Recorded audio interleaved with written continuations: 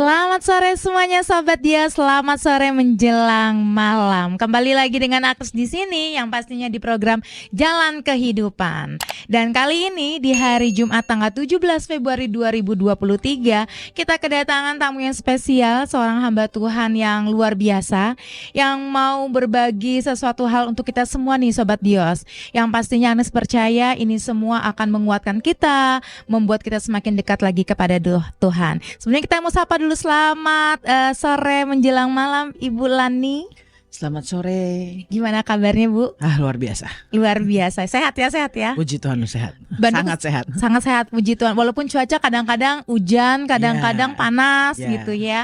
Terus juga kadang-kala ini tiba-tiba tuh angin yang kenceng gitu ya.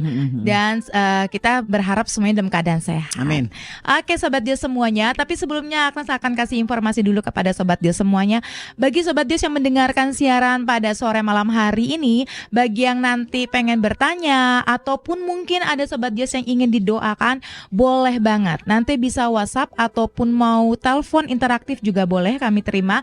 Tapi nanti Agnes akan kasih waktunya ya. Tapi bagi yang mau bertanya lewat WhatsApp atau langsung chat boleh ke nomor 0813 8722 7274. Agnes ulangin ya, 0813 8722 7274. Jadi mulai sekarang kalau misalnya pas nanti Ibu Lani akan menyampaikan sharingnya atau renungannya tentang firman Tuhan, terus Sobat Dios pengen bertanya boleh langsung chat.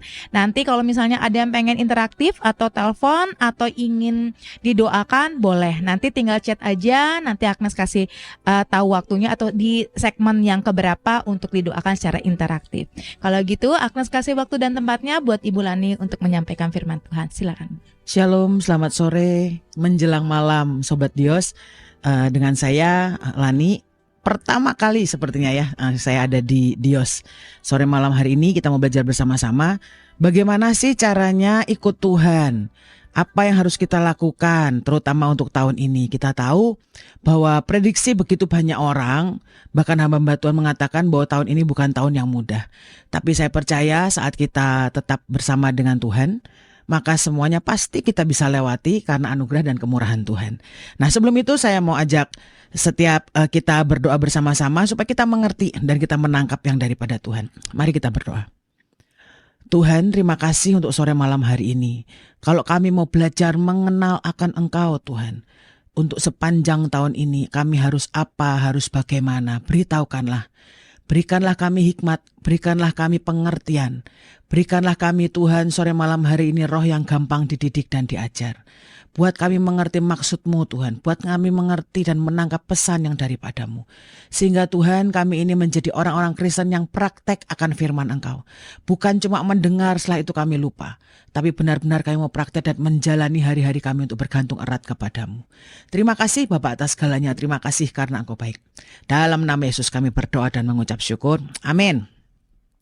Sobat Dios, saya ingin ajak setiap kita untuk membaca dari Lukas pasal yang kedua.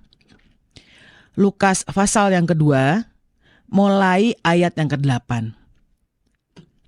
Saya ingin mengulang sekali lagi, supaya kita ini benar-benar ngerti maksud yang akan Tuhan berikan kepada kita, dan kita ini menangkap apa yang harus kita lakukan hari-hari ini.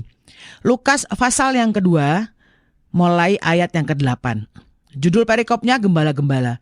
Lalu orang bertanya, masih Natalan Bu? Natal udah lewat saudara, tapi menurut saya ini firman yang paling gampang untuk dicerna, yang bisa menggambarkan yang akan saya sampaikan hari ini kepada Sobat Dios semuanya. Ya, Lukas pasal yang kedua, mulai ayat yang ke-8. Di daerah itu ada gembala-gembala yang tinggal di padang menjaga kawanan ternak mereka pada waktu malam. Tiba-tiba berdirilah seorang malaikat Tuhan di dekat mereka dan kemuliaan Tuhan bersinar meliputi mereka dan mereka sangat ketakutan. Lalu kata malaikat itu kepada mereka, jangan takut, sebab sesungguhnya aku memberitakan kepadamu kesukaan besar untuk seluruh bangsa. Hari ini telah lahir bagimu juru selamat, yaitu Kristus Tuhan di kota Daud. Dan inilah tandanya bagimu, kamu akan menjumpai seorang bayi dibungkus dengan lampin dan terbaring di dalam palungan. Dan tiba-tiba tampaklah bersama-sama dengan malaikat itu sejumlah besar bala tentara surga yang memuji Allah katanya. kemuliaan bagi Allah di tempat yang maha tinggi, dan damai sejahtera di bumi di antara manusia yang berkenan kepadanya. Ayat yang ke-15, setelah malaikat-malaikat itu meninggalkan mereka dan kembali ke surga, gembala-gembala itu berkata seorang kepada yang lain, marilah kita pergi ke Bethlehem untuk melihat apa yang terjadi di sana, seperti yang diberitahukan Tuhan kepada kita. Ayat ke-16, lalu mereka cepat-cepat berangkat dan menjumpai Maria dan Yusuf dan bayi itu yang sedang berbaring di dalam palungan. Sampai di sini dulu. Saudara, di sini dikatakan bahwa di daerah itu ada gembala yang tinggal di padang menjaga kawanan ternak mereka pada waktu malam. Sebetulnya Lukas 2 ayat 8-16 di sini itu sebenarnya adalah kabar pertama kali, sebuah kabar kesukaan besar, pemberitahuan bahwa Mesias itu akan lahir. Kabar yang pertama, ya. Nah, pertanyaannya adalah begini, kenapa kok setiap kali Tuhan itu sudah kabar pertama dan penting disampaikannya kepada gembala? Kok nggak sama orang pemerintahan? Kok nggak sama raja? Kenapa kok dipilihnya gembala? Atau di sini dikatakan di daerah itu ada gembala-gembala yang tinggal di padang menjaga kawanan ternak mereka pada waktu malam. Hal pertama, kenapa Tuhan memilih gembala? Saudara, karena gembala itu orang yang sederhana, ya. Sederhana dalam artian gini. Kan namanya gembala itu kan bahasa Perancis itu angon, ya. Angon kambing lah, zaman itu mungkin domba, ya toh. Ternak seperti apa namanya, ya seperti kambing, domba, sapi mungkin, ya toh. Saya nggak tahu. Tapi namanya gembala itu sederhana. Yang dia tahu, pagi mungkin dia sudah keluarin dari kandang, ya toh, dikasih makan. Kemudian kan ngapain? Kan cuma nungguin doang gembalanya. Atau mungkin main suling, mungkin saudaranya nggak tahu juga. Atau menungguin seperti apa, tapi itu orangnya sederhana. Tidak pernah ruwet menurut saya, pekerjaan yang sederhana gembala itu. Tapi bukan berarti sederhana dalam artian sederhana bodoh ya. Tapi sederhana dalam artian dia mengenal ternaknya. Ngerti yang namanya kapan ternaknya sembuh atau sakit, atau mungkin ada yang masa kawin, mereka tahu. Dan satu lagi, gembala-gembala ini adalah orang-orang yang sangat kuat. Saudara, saya diberikan kesempatan waktu itu ke Israel. Dan gembala-gembala ini kalau di padang, itu punya cuaca yang ekstrim. Kalau dingin, dingin banget. Kalau panas, panas banget. Nah, gembala-gembala ini adalah orang-orang yang punya ketahanan fisik secara kuat. Kenapa kok Tuhan pilih gembala? Yang pertama, mereka sederhana. Yang kedua, mereka kuat. Saudara, kalau engkau mau dipilih Tuhan untuk menjadi orang pertama yang mendengar kabar kesukaan dari Tuhan, yang harus kita lakukan step yang pertama adalah sederhana. Jangan kebanyakan mikir. Ya toh? Jangan ruwet. Sebab kalau ruwet, itu kasihan Tuhannya menurut saya.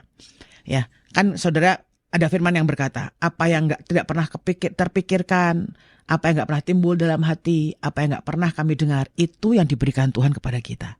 Lah, tapi kalau kita ini kebanyakan mikir sana, mikir sini, maka Tuhan harus berpikir lebih keras. Bagaimana caranya memberitahukan kepada kita, ya toh, supaya dia tidak menyalahi firman-Nya. Harusnya yang sederhana jadi ruwet. Yang bikin ruwet siapa? Kita. Ya, karena kita terlalu banyak pertimbangan, terlalu banyak mikir. Yang pertama ini sederhana.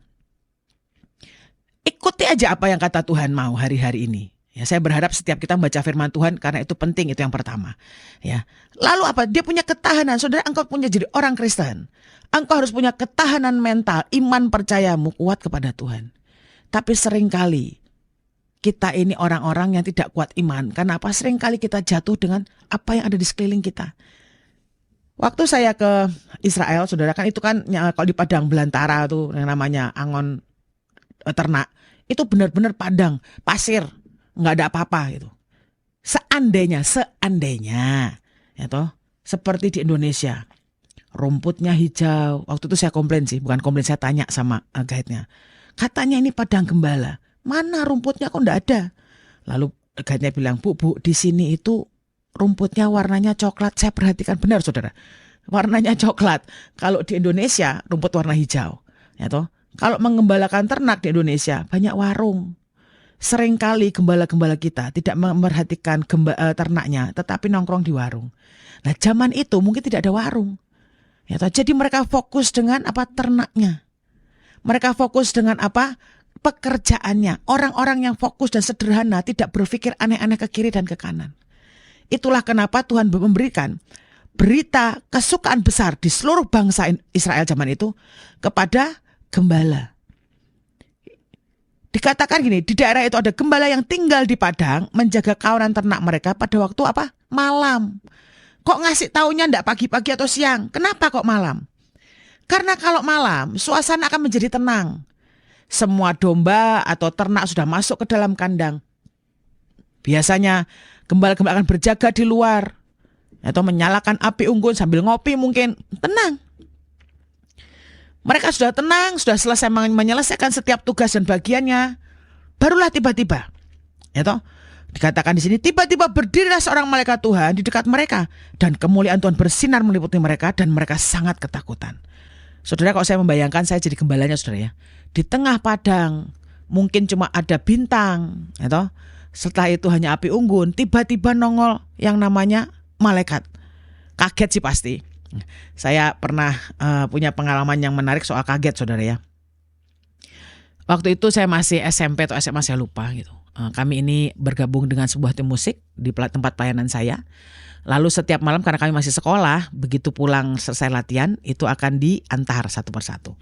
Karena saya pulangnya rumahnya paling jauh, jadi saya selalu diantar yang terakhir. Nah kemudian ada satu orang teman sepelayanan gitu kan, seorang penari, dibilang karena rumahnya dekat dia diantar duluan. Hanya rumahnya dia tuh masuk ke dalam gang. Gangnya tuh sempit dan gelap. Lalu ditanya, saya diantar oleh kakak sepupu saya. Lalu dia tanya gitu, siapa yang mau nganterin nih? Saya bilang nggak ada yang mau. Lalu saya milih saya aja lah. Lalu saya antarkan. Di gang yang sempit karena masih berdua aman, itu tidak ada masalah. Masih berjalan meskipun pelan-pelan, ya takut sih enggak, takut kaget sebenarnya, kaget aja sebenarnya. Lalu setelah saya antarkan sampai pulang ke rumah, sampai di rumahnya dengan selamat tentunya, lalu saya balik ke mobil. Waktu saya balik ke mobil saya sendirian, saudara. Di gang yang sempit itu karena gelap nggak ada lampu, jadi tuh nggak kelihatan ada orang atau nggak ada orang. Lalu tiba-tiba dari sebuah sudut tembok keluar satu orang berteriak, wah! Gitu. Saya tuh saking kaget. Langsung saya tendang, saya cekik, ya toh, saya pokoknya saya goyang-goyang pokoknya sampai akhirnya ada suara, aku nih, ini aku. Saudara tahu ternyata sepupu saya, kakak sepupu saya. Saking paniknya, kaget. Nah, menurut saya mungkin malaikat juga sama kaget. Tetapi kenapa Tuhan katakan di sini, ya toh, mereka sangat ketakutan karena tidak terbiasa. Saudara, engkau untuk tahun ini, sepanjang tahun ini, Tuhan katakan engkau butuh sederhana dan tenang untuk menghadapi tahun 2023. Kenapa? Saudara, kita tidak pernah tahu apa yang ada di depan kita. Tapi yang saya tahu, kalau kita tidak bergantung kepada Tuhan, maka setiap kita belum tentu sanggup, bahkan tidak bisa melewati, kalau bukan Tuhan yang jamin setiap kita. Nah, hari ini dikatakan gembala ini orang yang sederhana. Ya toh, sederhana bukan berarti dia sederhana bodoh. Tetapi sekali lagi sederhana dengan kekuatan, fokus akan Tuhan, fokus akan pekerjaannya, tidak aneh-aneh. Ya toh, dan apa? Tenang karena mereka pada waktu malam.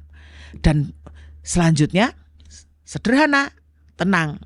Yang selanjutnya bilang bisa melihat yang ilahi.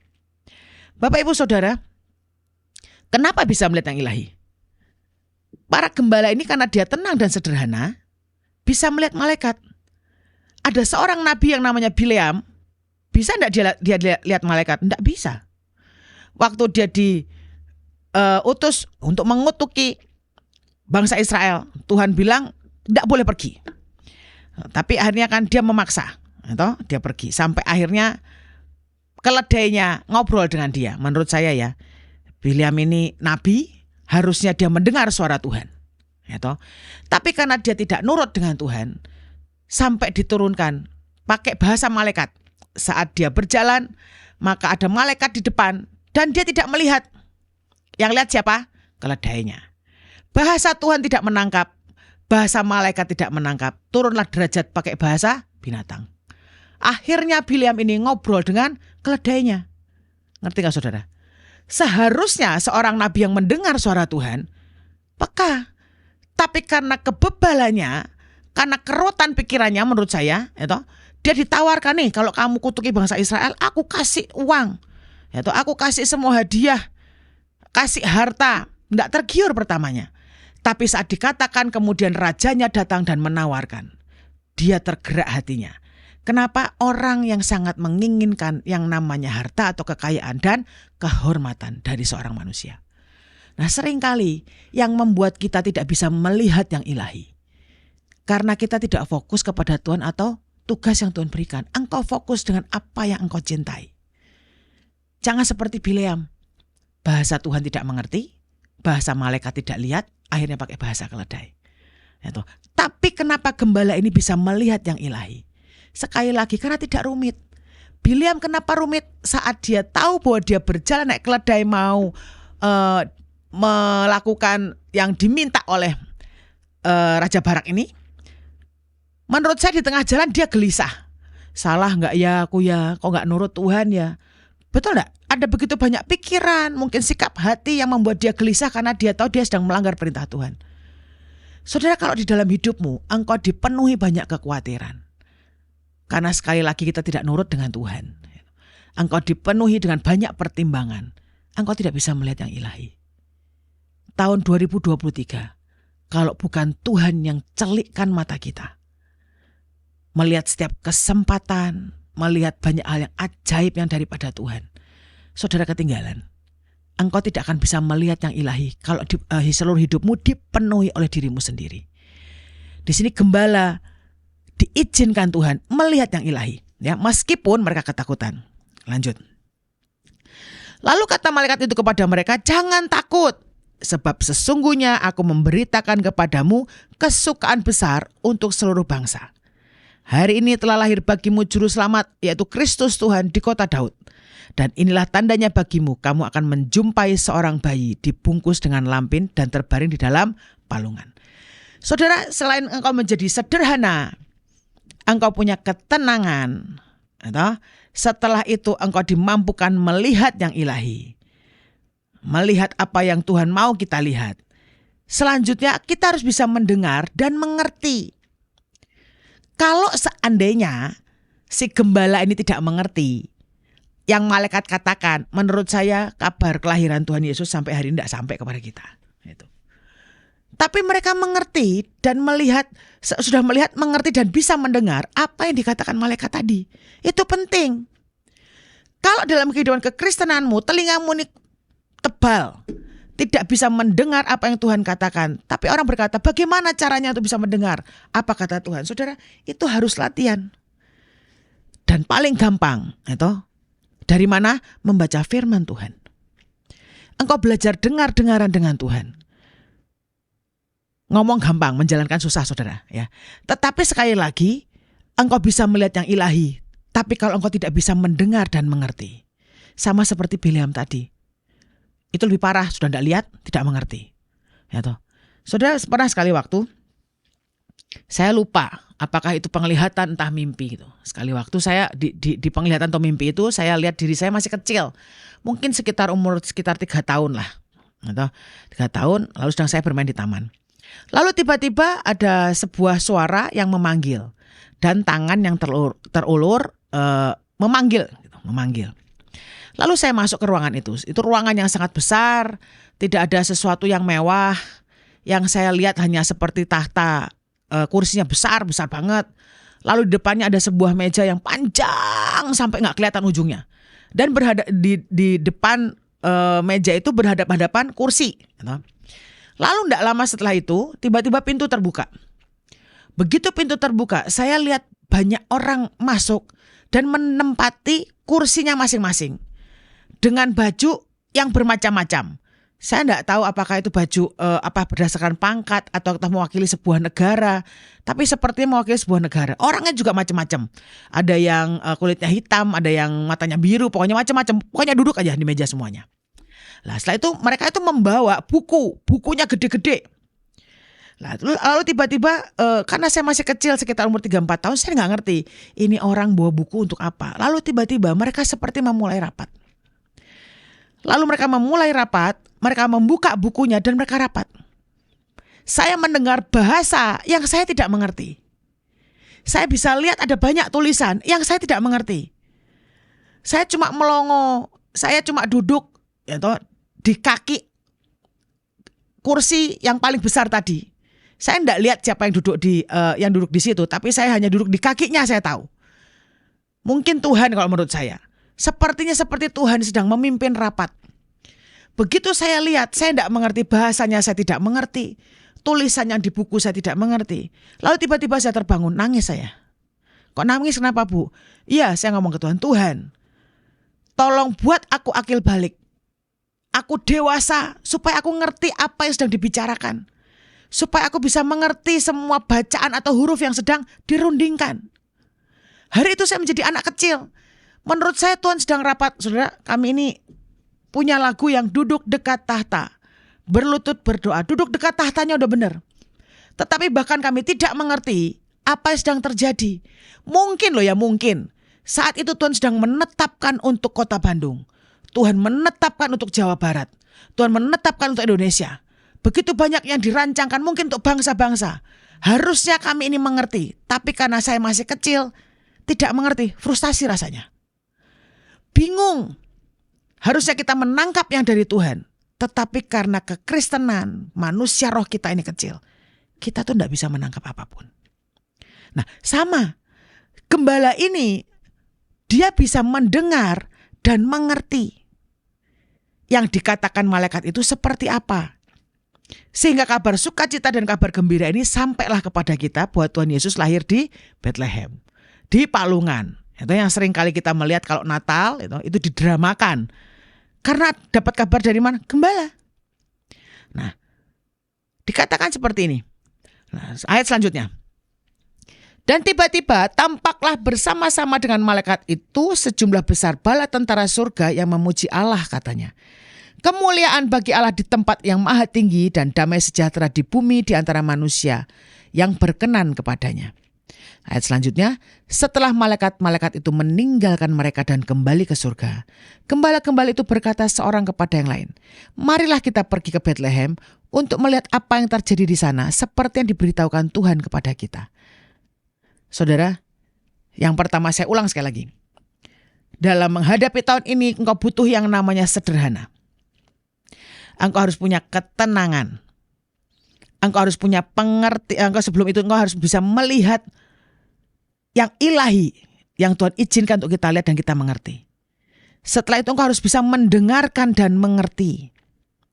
Setelah itu harus apa? Percaya. Saudara, gembala ini orang sederhana seperti saya katakan. Mereka percaya penuh. Setelah malaikatnya pergi, mereka ngomong satu sama lainnya, yuk kita ke Bethlehem untuk melihat apa yang terjadi di sana. Seperti yang diberitahukan Tuhan kepada kita. Mereka enggak banyak pertimbangan. Enggak ngomong, dia siapa tadi ya? Keluar dari mana? Dia ngomong apa? Enggak. Yang dikatakan malaikat, mereka percaya begitu saja. Menurut saya orang-orang sederhana adalah orang-orang yang mudah percaya. Nah, itulah kenapa kalau orang-orang sederhana itu gampang ditipu biasanya. Diprovokasi. Karena tidak punya pengertian. Tapi ini gembala yang lain. Ya toh? Saat dibilang mereka punya percaya penuh, ayo kita ke Bethlehem. Mereka percaya. Tidak di jalan gontok-gontokan. Lalu banyak berpikir, lewat mana ya? Bethlehemnya sebelah mana? Ya toh, kita naik apa ke sana? Ya jalan kaki mestinya toh ya. Zaman itu mungkin tidak ada kendaraan. Ya toh. Lalu bagaimana? Kapan kita pergi? Tidak ada. Begitu malaikat ini pergi, mereka berkata, yuk kita pergi ke Bethlehem. Percaya. Saudara, dalam kehidupan pengenalanmu akan Tuhan, kita butuh yang namanya percaya. Tapi percaya sehari-hari ini bukan cuma percaya saja, itu tidak cukup.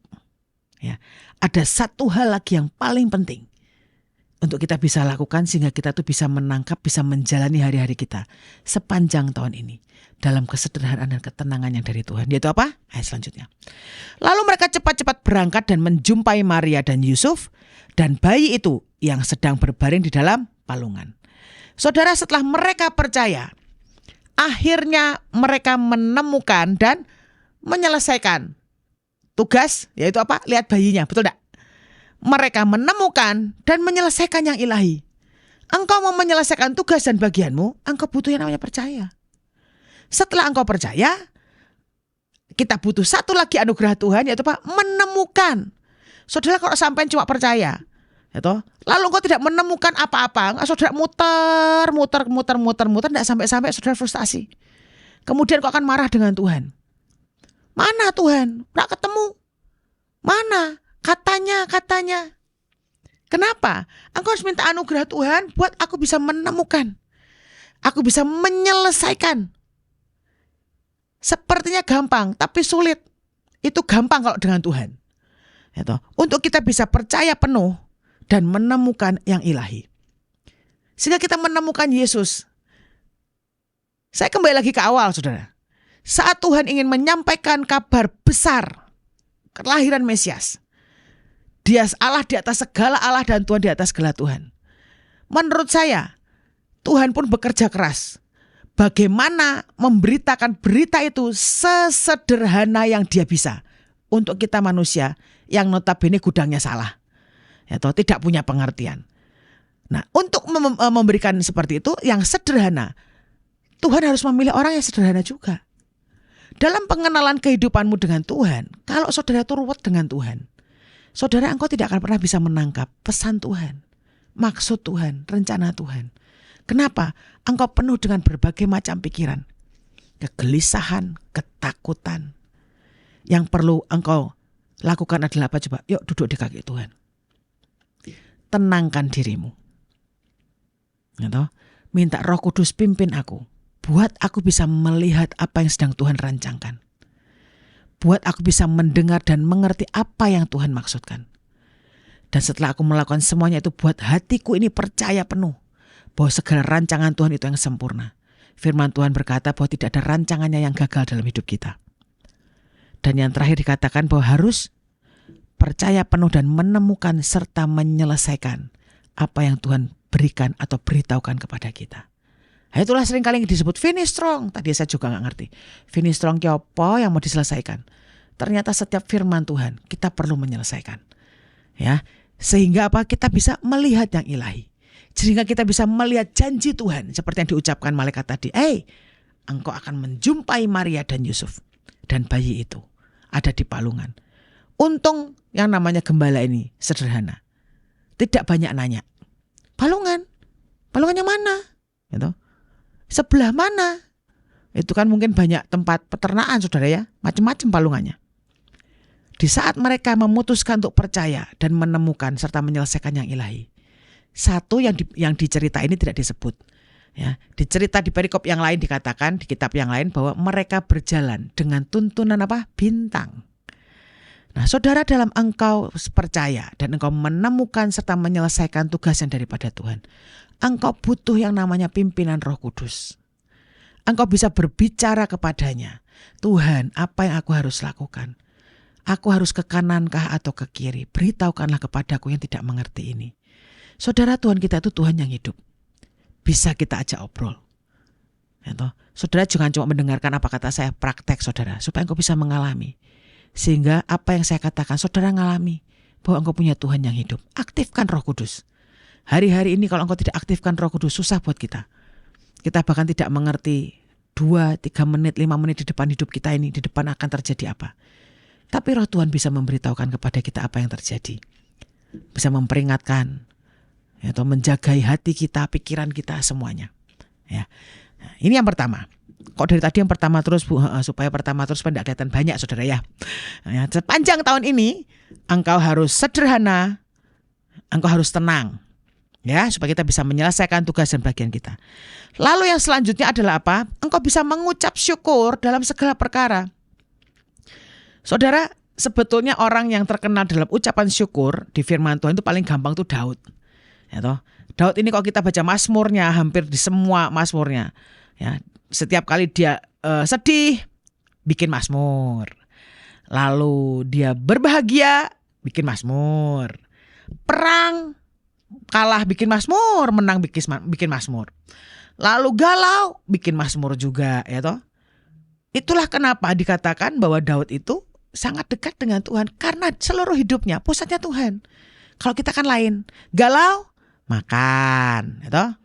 Happy, makan lebih banyak, betul enggak? Marah, makan lagi cari yang pedasan gitu ya. Saya nggak tahu, atau mungkin cuma saya ya, kalau mau marah kita cari makan yang pedas, ya toh. Sampai pakai makanan dengan judul-judul yang tidak baik, ya toh. rawon opo lah gitu kan ada. Pokoknya pedes gitu kalau perlu saya mencucurkan air mata ya toh, mencucurkan segala rupa pokoknya saking supaya kita tidak marah. Betul enggak? Akhirnya kalau Daud tadi begitu dia bermazmur membesarkan manusia rohnya. Saat kita tidak menciptakan mazmur, kita sedang membesarkan badan kita, ya toh? Kegemukan karena apa? Makan lagi, galau makan, sedih makan, pokoknya happy makan all the way. Nah itulah bedanya. Kita harus bisa mengucap syukur. Saudara, saya pernah ke NGD, itu di NGD. Saya tuh bertanya kepada Tuhan, Tuhan, apa ya yang membuat Daud itu bisa bersyukur begitu rupa? Itu dia dikejar oleh Saul, bayangin saudara ya, dikejar oleh Saul dengan 3.000 pasukan. Kok bisa enggak panik? Kok bisa tenang? Bagaimana caranya? Seperti kita tahu dikejar hutang. Pasti pada ketakutan. Melarikan diri. Kenapa kok Daud tidak melarikan diri? Melarikan diri sebenarnya. Tapi melarikan dirinya lain. Kalau kita melarikan diri menghilang dari muka bumi. Kalau dia melarikan diri dia mencari Tuhan. Ya. Lalu saya lihat di NGD. Saudara kalau saudara ke NGD ini. Ke daerah NGD. NGD itu adalah sebuah oasis di tengah padang gurun di Israel. Dan NGD ini dekat dengan Laut Mati. Kalau dikatakan Laut Mati, yang notabene semua air yang ada di sana itu asin, asinnya sampai pahit karena saking asinnya. Dan setiap kali menggali tanah dengan dalam, yang keluar tuh airnya asin lagi. Ya. Nah, tapi di NGD itu airnya tawar. Sehingga di NGD ini tumbuhlah yang namanya tumbuh-tumbuhan terutama persimon. Itu kalau nggak salah itu sempat dibuat wangi-wangian dari tanaman ini. Nah, satu lagi, di sana banyak binatang, saudara. Binatang salah satu apa? Yang namanya tuh kambing gunung. Nah, waktu kami diberikan kesempatan ke sana, guide-nya bilang, itu kambing. Dalam hati saya ya, kambing. Di Indonesia juga banyak kambingnya. Merah, kuning, hijau, di langit yang biru juga jadi kalau bisa. Gitu. Ini kambing, mereka tuh sangat bangga. Kenapa? Karena kambing hutan ini itulah tanduknya yang dibikin shofar. Dan di NGD ini kambing tidak digembalakan. Dilepas begitu saja dan liar. Nah, di sana tuh ada air terjun. Meskipun kecil, hanya berasal dari mata air yang tawar atau airnya agak sedikit besar kalau hujan. Kalau nggak hujan, kita harus mendekat baru kelihatan, tapi ada air mengalir. Ya. Pas saya ke sana tuh pas gerimis, lumayan lah, jadi ada airnya kelihatan. Disitulah dikatakan bahwa Mazmur 23. Saudara, dalam pengucapan syukur ini, Daud itu menyadari ya, bahwa ada jaminan penyediaan yang Tuhan berikan. Pemulihan dan perlindungan dari Tuhan. Dan bahwa rasa aman hanya ada di dalam Tuhan. Kenapa? Ini ada sebuah gua tempat Daud itu bersembunyi di mana dia memotong punca jubahnya Saul. Di tempat ini yang sama. Saya sampai ngomong, Tuhan, pantesan Daud itu menjadi orang yang benar-benar dekat dengan hatimu. Karena dia bergantung penuh, dia percaya. Akhirnya saya mengerti kenapa dia membuat Mazmur 23. Tuhan adalah gembalaku, takkan kekurangan. Saudara, kambing hutan di sana dikencarin gitu doang tuh. Nggak ada orang yang ganggu. Rumput ada, tanaman ada, air ada. Apa yang dikhawatirkan? Tidak ada seorang manusia menyediakan, karena Tuhan yang menyediakan. Lalu pemulihan dari Tuhan, perlindungan Tuhan. Kalau itu saudara, Mazmur 91 dibuat di tempat yang sama. Orang yang duduk dalam lindungan yang maha tinggi dan bernaung dalam naungan yang maha kuasa. Dia tahu di mana dia harus berlindung dan bernaung. Saat Tuhan luputkan dari kejaran Saul. Dan dia juga tahu bahwa rasa aman hanya ada di dalam Tuhan. Saudara, ada yang menarik. Saya ingin kita ini membaca Mazmur pasal yang ke-57. Ya. Mazmur pasal yang ke-57. Kalau kita baca perikopnya ya, diburu musuh tapi ditolong Allah. Ya. Nih, saya bacakan ayat pertama. Untuk pemimpin biduan, menurut lagu jangan musnahkan Miktam dari Daud ketika ia lari daripada Saul ke dalam gua. Kasihanilah aku ya Allah, kasihanilah aku, sebab kepadamulah jiwaku berlindung. Dan dalam naungan sayapmu aku akan berlindung sampai berlalu penghancuran itu. Aku berseru kepada Allah yang maha tinggi, kepada Allah yang menyelesaikannya bagiku. Kiranya ia mengirim utusan dari surga dan menyelamatkan aku. mencela orang-orang yang menginjak-injak aku, Selah. Kiranya Allah mengirim kasih setia dan kebenarannya. Aku terbaring di tengah-tengah singa yang suka menerkam. Anak-anak manusia yang giginya laksana tombak dan panah. Dan lidahnya laksana pedang tajam. Sampai ayat yang keempat, saudara ya, atau kelima ini. Ini kan benar-benar minta tolong. Tuhan tolong loh. Aku ini sudah dikejar-kejar, mau dibunuh. Aku tahu perlindungan daripadamu. Tolong Tuhan. Tapi kalau saudara baca ayat kelima, aneh. Dikatakan tinggikanlah dirimu mengatasi langit ya Allah. Biarlah kemuliaanmu mengatasi seluruh bumi. Kan lucu saudara ya. Minta tolong gitu. Lalu di tengah-tengah ayat tiba-tiba dia meninggikan Tuhan. Sekali waktu Pak Yusuf Cipto almarhum itu pernah ngobrol. Gitu, ngomong seperti ini. Kita itu tidak boleh marah. Hari-hari ini kan kita gampang marah, ya nggak sih saudara? Gitu. Tapi kan manusia tetap ada emosinya, Pak. Oh betul, marah boleh enggak? Boleh sih sebetulnya, tapi sebentar. Setelah itu engkau harus kembalikan kepada Tuhan. Oke. Lalu harus bersuka cita. Lah tapi kan kita manusia, sedih, melow. Lalu bagaimana? Boleh, beliau katakan. Tapi sebentar. Setelah itu engkau harus kembali kepada Tuhan. Tadinya saya tidak mengerti saudara. Tapi saat saya baca Mazmur 57 ini. Saat ini adalah salah satu Mazmur yang diciptakan Daud di NGD. Saat dia terjepit dia minta tolong. Tapi dalam sekejap. Tinggikanlah dirimu mengatasi langit ya Allah. Ini yang kita sering nyanyiin. Tinggikan dirimu mengatasi langit. Itu lagu pengagungan. Lalu ayatnya selanjutnya yang ke-6. Mengeluh lagi. Mereka memasang jaring terhadap langkah-langkahku. Ditundukkannya jiwaku. Mereka menggali lubang di depanku. Tetapi mereka sendiri jatuh ke dalamnya. Lalu ayat yang ke-7 ngomong seperti apa? Hatiku siap ya Allah, hatiku siap. Aku mau bernyanyi, aku mau bermazmur. Saya kadang mikir, apa Daud ini sangat stres gitu ya. Nanti takut, nanti mengagungkan Tuhan, nanti minta tolong, nanti mau nyanyi. Ya toh, dikatakan bangunlah hai jiwaku, bangunlah hai gambus dan kecapi. Aku mau membangunkan fajar. Saudara, seperti saya katakan, saat dia berfokus dengan Tuhan. Dia mengalami kegalauan sama seperti kita. Hanya bedanya kita keterusan. Kalau Daud kembali kepada Tuhan. Ya toh? Kalau kita galau, keterusan. Kita akan mencari lagu-lagu, mendengarkan lagu yang merana, ya toh? Yang menyusahkan hati. Atau mungkin merasa supaya banyak orang seluruh dunia ikut sedih bersama dengan kita. Daud enggak. Begitu dia tahu dia galau, dia cari Tuhannya. Nah dalam hari-hari ini Tuhan bilang kita kok harus bisa mengucap syukur dalam segala perkara. Percayalah saudara, susah. Awal tahun saat Tuhan izinkan kami ini di Windu pergi ke Israel, saudara.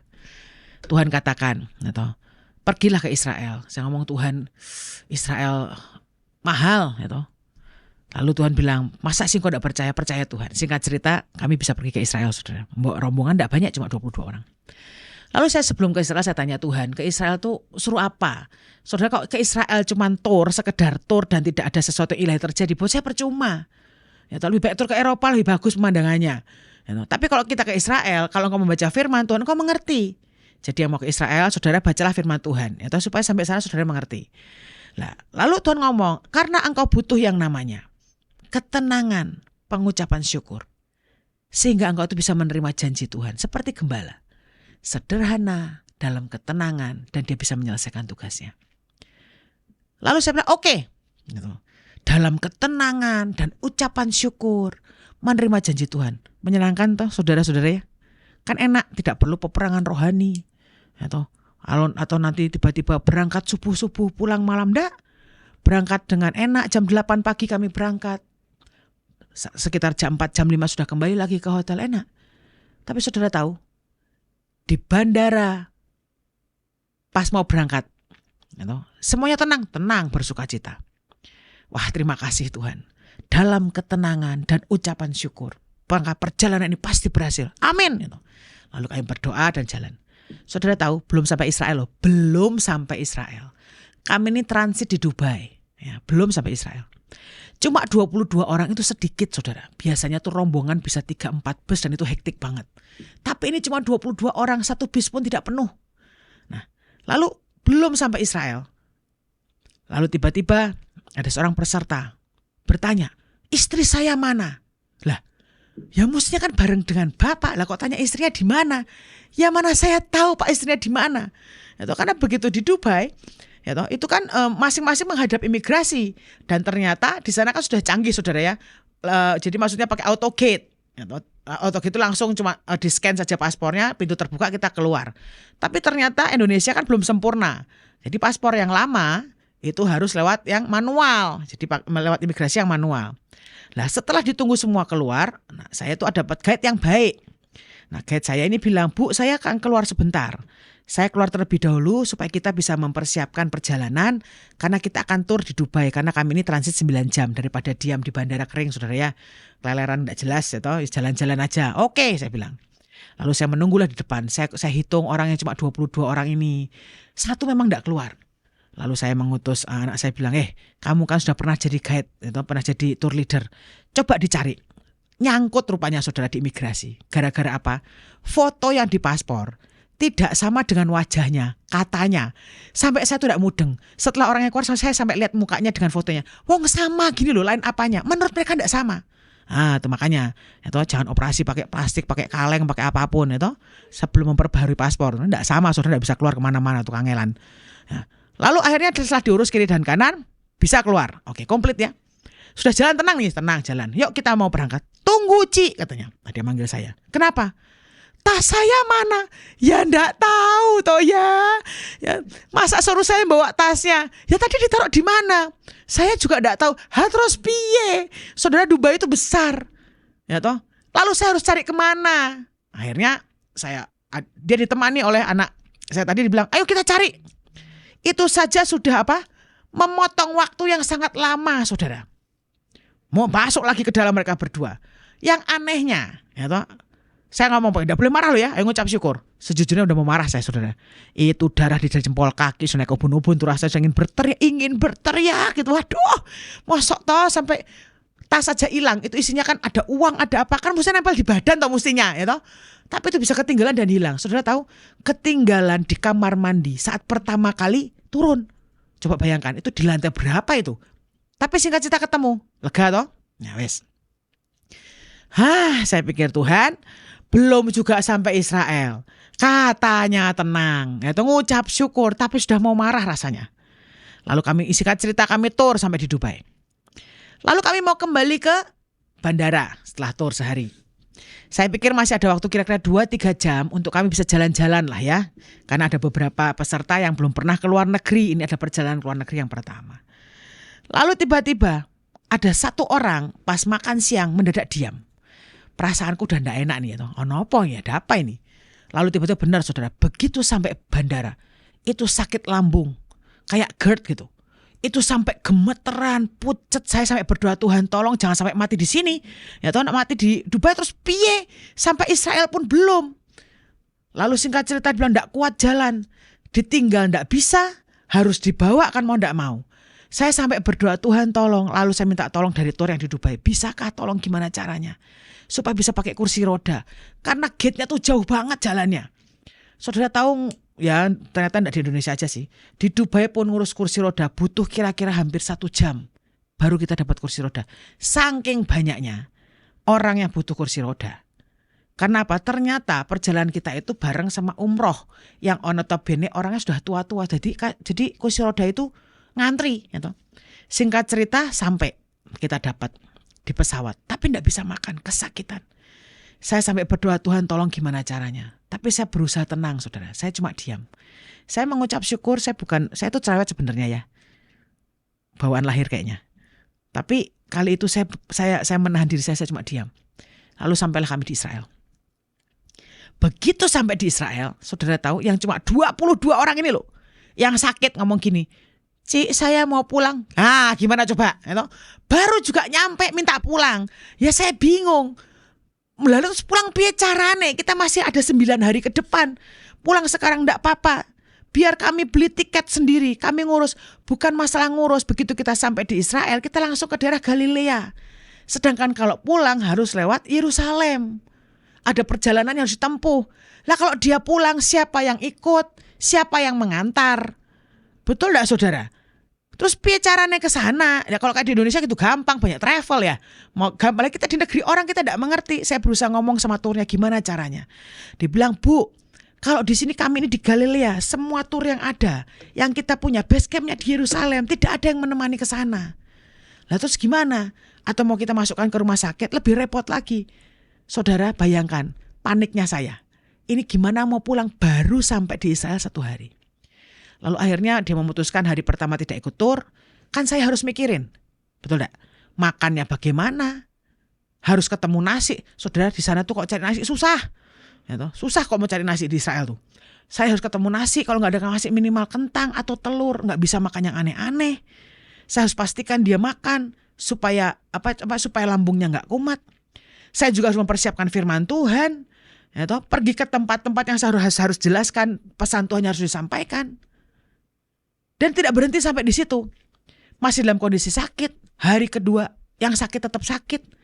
Tidak ikut bilang, "Kok Tuhan sudah berdoa, sudah melakukan banyak hal, kok tidak ada perubahan, tetap sakit." Lalu hari kedua saya tahu. Tiba-tiba ada satu peserta yang marah.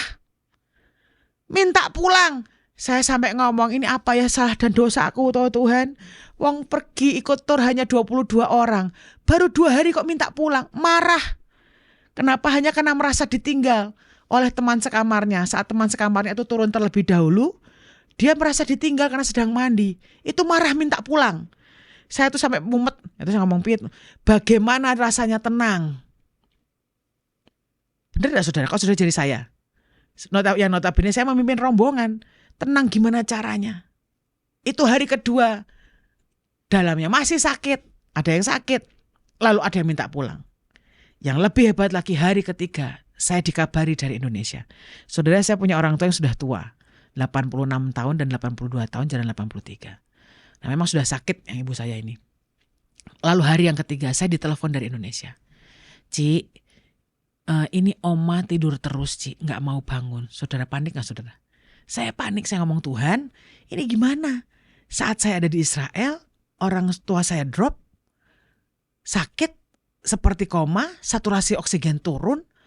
Kalau tiba-tiba kau panggil pulang, siapa yang mau ngurusin? Berhubung saya cuma 2 bersaudara, siapa nanti yang mau ngurusin?" Adik saya juga ikut pergi ke Israel bersama dengan saya. Lalu saya cuma diam. Tapi sekali lagi saya berdoa, "Tuhan, aku lebih percaya Engkau dan Engkau akan rancangkan yang sempurna meskipun yang kuhadapi, yang terlihat di mata, yang kurasakan, yang kualami jauh dari sempurna." Saudara bertubi-tubi. Tapi saya tetap memilih, aku akan selesaikan bagianku. Lalu saya cuma bilang, "Bisakah saya minta tolong?" Saya mengucap syukur saya punya teman-teman yang Tuhan sediakan untuk membantu saya, saudara. Saya telepon seorang kenalan, seorang teman, dikata kebetulan dia dokter, "Tolong cek ibu saya." Dia bilang, "Oh enggak apa-apa, Ci." Dia bilang gitu, "Memang saturasi oksigen turun, tapi masih oke." Saya berdoa, biarkan Tuhan. Saya menyelesaikan tugas dan bagian saya. Nah singkat cerita Bapak Ibu Saudara, saya selesaikan semuanya. Sepanjang perjalanan saya enggak marah. Ya toh, bukan enggak marah sih, berusaha tidak marah. Menenangkan hati, saya tetap ngomongi diri saya sendiri. "Lani, kamu bisa. Harus bisa. Dengan Tuhan pasti bisa." Singkat cerita saya selesaikan semuanya dalam 3 hari. Lalu semuanya selesai. Yang minta pulang tidak jadi minta pulang. Karena tiba-tiba bahagia. Lalu kemudian yang sakit, you know, akhirnya hari ketiga sembuh. Sembuhnya kenapa? Ada sebuah cerita yang lucu. Saat masih lemas gitu saya ngomong, "Udahlah, kamu sudah sampai Israel, ngapain di hotel? Ikut aja. Lemes sih, enggak apa-apa. Sudah tidur aja di bis. Bawa bantal kalau perlu." Jadi kami bawa bantal dari hotel, lalu dia duduk di bus, saudara. Nah sekali waktu, ini kan sekarang mau ke Taman Getsemani, mau ikut enggak? "Ikut, Ci. Udah enggak apa-apa, yuk." Dituntun pelan-pelan jalannya. Nah, setelah itu kemana kita? Tanggung, sudah dekat sama Golden Gate, saudara. Golden Gate itu kan sudah jalannya. Tapi itu kan dipegang enggak boleh. Dipegang enggak boleh, saudara. Lalu untuk jalan ke Golden Gate itu nanjak. "Kuat enggak?" Saya bilang gitu. "Kuat sih." "Oke, ayo jalan." Pokoknya kita dorong, saudara, kita gandeng gitu, sampailah di Golden Gate. Lalu di Golden Gate bilang, tiba-tiba Tuhan ngomong, "Pegang." Atau ngomong, "Jamin aku dan keluargaku Tuhan, saat kau datang kedua kali, jangan kau lewatkan kami." Nah saudara, dia kan dengan anaknya, lalu anaknya tuh manjat naik ke tumpukan batu itu, manjat pagar, dia pegang golden gate. Cepet-cepetan, kan ada CCTV di atasnya. Saya bilang, ayo cepat dalam nama Yesus. Lalu tiba-tiba turun setelah semua, sudah belum? Sudah. Yuk, saudara, begitu semuanya turun, kami ini didatangi polisi, saudara. Dikatakan kalian tuh nggak boleh pegang-pegang, tidak boleh naik ke atas. Kan kita kan memang nggak ngerti dia ngomong apa kan. Nah kalau yang ini perlu ketidakmengertian, saudara ya. Karena kalau kita mengerti kita takut, betul nggak? Kalau tadi dengan Tuhan engkau harus mengerti. Tapi yang begini nggak mengerti nggak apa-apa. Itu saya pikir gini ngomong apa, itu nggak tahu. Lalu akhirnya Gati bilang, Bapak Ibu Saudara kita sudah selesai. Sudah. Lalu kita berjalan, jalannya mendadak cepat. Saudara tahu, yang sakit jadi segar. Jalan cepet gitu. Kenapa? Takut sama polisi. Dia takut sama polisi. Setelah itu sampai akhir perjalanan sembuh total. Oh, Tuhan kita ajaib kan saudara. Cuma 3 hari Tuhan juga berkata, bukankah dalam 3 hari aku pun bangkit. Kita punya Tuhan yang hidup. Hanya seringkali kita ini putus harapan karena kita tidak berani atau tidak sabar menantikan pertolongan Tuhan. Engkau butuh sederhana dan tenang saudara. Dengan sikap hati yang bisa mengucap syukur. Saudara, kalau engkau tenang, maka ada begitu banyak hal yang bisa kau selesaikan. Kesaksian terakhir, sebelum nanti saya kembalikan, atau ada sesi mungkin tanya jawab. Saya lupa, waktu itu saya masih SMP kalau salah. Dulu kalau yang orang yang sahabat Dios yang ada di Bandung mungkin ingat ya, sekitar tahun 80-90an tuh. Di Dago tuh ada hotel namanya Cortina. Nah, lalu ganti kepemilikan jadi Carmila, bukan promosi, bukan. Ini sekedar cerita. Sekarang tutup saudara. Saya nggak tahu jadi apa sekarang. Lah, papi saya tuh dulu kerja di sana dan saya tuh sering menemani ibu saya belanja karena kebetulan ibu saya itu yang pegang dapurnya atau kitchennya. Lalu kami sering belanja ke Balubur. Hari itu masih ngetren naik becak ya, nggak ada Grab lah zaman itu. Saya berangkat naik becak, pulangnya naik becak. Nah, waktu saya masih SMP, ibu saya tuh badannya tinggi dan besar saudara. Nah, naik becak saya nggak tahu itu mang becaknya baru atau gimana.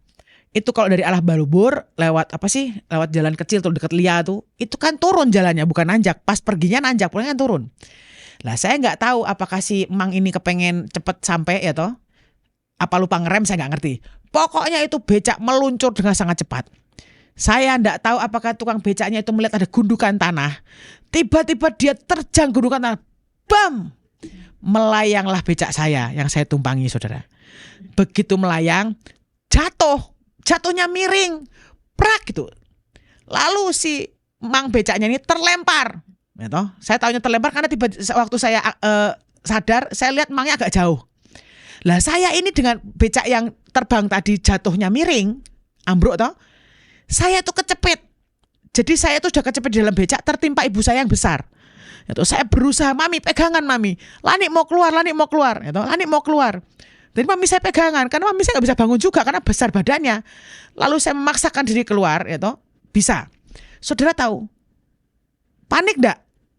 Agak sih sebetulnya, cuma karena saya lihat mami saya nggak bisa keluar dari becaknya, mangnya itu cuma terduduk di aspal, bengong dan melihat. Rasanya juga saya tidak bisa mikir apa-apa. Saya tidak tahu ada kekuatan dari mana. Saya bisa memberdirikan becak dengan ibu saya di dalamnya. Hebat saudara, kok Simpson ya. Saya berdirikan. Setelah itu saya panggil mangnya, sini mang, pegang yang belakang. Saudara tahu, saya tuntun becaknya. Hebat. Itu, saya tenang. Pokoknya saya tuntun becaknya. Saya nyebrang jalan Dago, saudara, sampai ke hotel yang tadi. Itu. Saya turunkan ibu saya tanya, mami enggak apa-apa? Enggak apa-apa. Saya tanya mangnya, tenan naon mang? Gitu kan. Ente neng tenan naon? Ya udah enggak apa-apa. Udah ketakutan pucet, takut dimarahin. Tapi saya ngucap syukur papi saya enggak marah. Dibayar lalu mang becaknya pergi. Setelah semua beres saya duduk saudara. Duduk di bawah prok gitu, lemes rasanya. Lalu saya nangis. Papi saya nanya, lah kamu tuh kok nangis kenapa? Kaget saya bilang. Tanpa saya sadari ternyata kepala saya berdarah. Bukan karena sakit tapi karena kaget. Tapi waktu kejadian jreng, ada sebuah ketenangan yang saya tidak tahu dari mana. Ya, membereskan begitu banyak hal, paniknya belakangan. Menurut saya kok dengan Tuhan ya, mendingan gitu gak sih? Dalam ketenangan selesaikan semuanya. Ya, engkau akan bisa mikir waras. Kalau kita panik, percayalah 99,99% salah pasti keputusan yang kita buat. Apalagi kalau kita gak tanya Tuhan. Tapi engkau butuh ketenangan sehingga engkau mengerti apa yang harus dilakukan dalam ketepatan bersama dengan Tuhan. Ya, sederhana. Tapi saya berharap sharing saya sore hari ini membuat kita mengerti bahwa jalan dengan Tuhan engkau butuh praktek. Saudara tidak boleh mikir what. Engkau harus sederhana. Fokus dengan Tuhan. Engkau perlu ketenangan. Dan ucapkanlah syukur. Ada galaunya, ya pasti ada, saudara, kita masih manusia bukan robot. Ada sedihnya, ada marahnya, tapi sebentar. Kembalikan lagi kepada Tuhan. Sehingga kita bisa menyelesaikan tugas dan bagian kita. Ya, saya kira sore malam hari ini renungan sharing kita sampai di sini. Saya kembalikan kepada Agnes. Oke, puji Tuhan. Terima kasih Bu Lani untuk renungannya, luar biasa ya, bisa memberkati juga. Nah, itu tadi barusan kita udah dengar nih Sobat Dios semua tentang firman disampaikan tentang sederhana dan tenang. Nah, bagi Sobat Dios yang pengen atau ingin bertanya, boleh sekali nanti tinggal WhatsApp aja ke nomor 0813 8722 7274. Juga kalau ada yang mau diminta didoain juga boleh ya Bu ya. Sebenarnya minta didoakan tuh nggak perlu. Tuhannya sama kok. Bedanya apa? Ya lebih enak langsung. Saudara gini loh. Kalau saudara tuh minta didoakan hamba Tuhan, kita Tuhannya sama. Saudara tuh punya sebuah privilege untuk ketemu Tuhan langsung. Kok malah cari manusia? Nah, tapi kalau misalnya memang mau didoakan, ya boleh silahkan. Ya toh, pakai iman rombongan. Ya toh. Sebenarnya kita harus sendiri dengan Tuhan. Kita punya Tuhan yang sama. Kalau ada yang mau tanya juga boleh. Saudara, kalau saya bisa jawab, saya akan jawab. Kalau saya tidak mengerti, mari kita tanya Roh Kudus atau bersama-sama. Sebab apa? Saya juga belajar untuk mengenal Tuhan. Kita sama-sama belajar. Baiklah, kalau gitu kita mau break dulu nih Sobat Dios. Ada satu lagu yang akan kita persembahkan sebelum nanti ada Sobat Dios yang ingin bertanya atau Sobat Dios yang ingin didoakan juga boleh. Oke Sobat Dios, kembali lagi di sini bersama Agnes di program Jalan Kehidupan. Dan di sini ada Ibu Lani yang sudah membagikan renungan atau firman Tuhan yang sungguh luar biasa sekali ya. Ini ada satu pertanyaan nih Ibu, pokoknya ada pertanyaan. Nah tadi kan dikatakan kalau misalnya kita tenang terus untuk mengambil keputusan, karena kalau panik kan pasti akan gak bagus aja. Tapi misalnya nih kita harus ngambil keputusan gak ada waktunya gitu Bu. Misalnya contohnya ya kayak jatuh tadi misalnya itu kan tenang padahal udah keimpit misalnya. Nah gimana caranya? Nah sering kali kadang ketika kita memutuskan itu udah kita ngambil nih yang A nih karena udah kepepet waktu. Tapi berjalannya waktu di depan, kenapa ngambil yang A kemarinnya aturan yang B. Tapi kan situasi saat itu kita nggak bisa nggak ada waktu, istilahnya tanda kutip nggak ada waktu untuk bertanya Tuhan. Nah, gimana caranya atau triknya nih Bu? Sebenarnya sederhana gitu loh. Bukan masalah kita memutuskan, tetapi hal yang pertama, ya toh, engkau harus berdoa, berteriak atau minta tolong Tuhan. Aktifkan Roh Kudusnya, tanya Tuhan. Begitu jeder nggak ada waktu, Tuhan apa yang aku harus lakukan? Saudara, Tuhan itu punya 1001 macam cara, ya toh, untuk nolong kita. Kadang-kadang mungkin yang terlintas di pikiran, kadang-kadang timbul dalam hati, dadakan. Nah, saya tidak bisa menceritakan atau baku ya, seperti 1 tambah 1 sama dengan 2, nggak bisa. Ini berdasarkan pengenalan dan pengalaman engkau berjalan dengan Tuhan. Nah, makanya saya bilang, engkau jadi orang Kristen, baca firman Tuhan dan ngalami. Kalau saudara cuma mendengarkan khotbah, mendengar cerita orang, dan engkau tidak memahami Tuhan lewat firman Tuhan, ya susah. Kenapa? Engkau nggak ngerti bahasanya. Kalau buat saya, hal yang pertama adalah sederhana, tanya Tuhan. Saya tahu ada beberapa kali kita ini harus memutuskan dalam waktu singkat dan sepertinya banyaklah, hampir semuanya takut salah pasti, itu termasuk saya itu. Tapi hal yang pertama yang saya lakukan adalah Tuhan, apa yang aku harus lakukan? Setelah itu putuskan. Tuhan itu punya 1001 macam cara. Saudara tahu, saya sering kali tertolong oleh apa? Oleh bak truk. Nah, saudara kan kalau di jalan ya, itu kan banyak truk tuh yang angkut-angkut. Itu kan suka banyak tulisan macam-macam tuh. Saya sekali waktu saya sedang panik, apa yang harus saya putuskan? Tuhan, saya berdoa di mobil. Tolong Tuhan, apa yang aku harus lakukan? Saudara tahu, tiba-tiba saat saya nyelip gitu kan, saya tuh minggir, saya berjalan setir mobil di belakang sebuah truk. Ada tulisannya, tenang wae, gelinding. Ah, ya tenang aja, mengalir. Lalu saya bilang, ya aku harus tenang.